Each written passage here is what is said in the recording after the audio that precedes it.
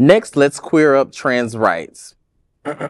Monarch High School employee and mom of trans child faces scrutiny and risk of firing. The fate of Jessica Norton, mom of a transgender student and an information management specialist at Monarch High School in Coconut Creek, hangs in the balance of the school board as the school board prepares to make a decision regarding her employment on June 18th. Norton's potential firing stems from her involvement in a controversy surrounding a transgender student on the school's volleyball team. Norton was among 5 Monarch officials removed from their position last November amid an investigation into potential violations of the Fairness of Women's Sports Act. This act, enacted in 2021, prohibits transgender girls from participating in girls' sports teams. While other officials have been cleared of any wrongdoing and have returned to their roles, Norton remains under scrutiny. The district's investigation into Norton's conduct has not been publicly disclosed, but district spokesman John Sullivan cited violations of the state law and professional conduct rules in education as reasons for her recommended termination. Norton, along with her daughter, previously challenged the state law in lawsuit against the state and the school district. Although a federal judge held the ban last November, the case is still pending. Norton's lawyer, Jason Starr, argues that Norton has not been informed of the specific violation she is accused of committing and questions whether an individual employee can be held liable under the Fairness in Women's Sports Act.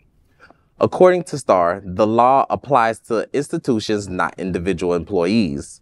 The outcome of the school board meeting on June 18th will determine Norton's future at Monarch High School, with potential repercussions for both her and the ongoing debate surrounding transgender participation in school sports.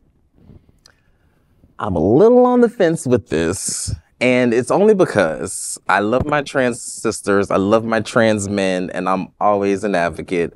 But in certain instances, like sports, born men are genetically they are better at physical sports. They're better with different strength sports. And, it's not always a fair game, a fair playing field when you have someone who's pre-genetically going to be 6'6" against someone who's pre-genetically going to be 5'6" in the same playing field, doing things with strength and it's a touchy road. But I'm here for fairness.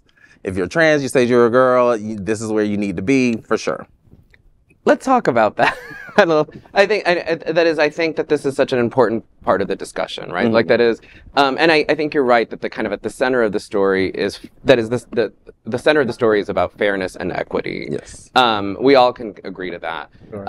But when we talk about fairness and equity, actually the data doesn't show that. And I could note, by the way, most women could beat me at almost any sport, right? Like that is like, I don't have a genetic disposition. Like that is like, so when we and I'm a pretty good athlete, just to be very clear. But no, like the big question here is that the data doesn't show, in terms of equity and fairness in sports, that it is about some kind of genetic disposition. So do you think Yao Ming would have made it to the NBA if he was 5'6", shooting the way he shot? Well, but I mean, but Asians are predetermined to be a little shorter with their genetics. So, but what the data does not show, and I don't think that there's like a biological determinism to the way that we either play sports. I mean, there's not a definite, because everybody's body is different, and right. Women in general, they do have the potential to be men, and they do have the possibilities as anybody else.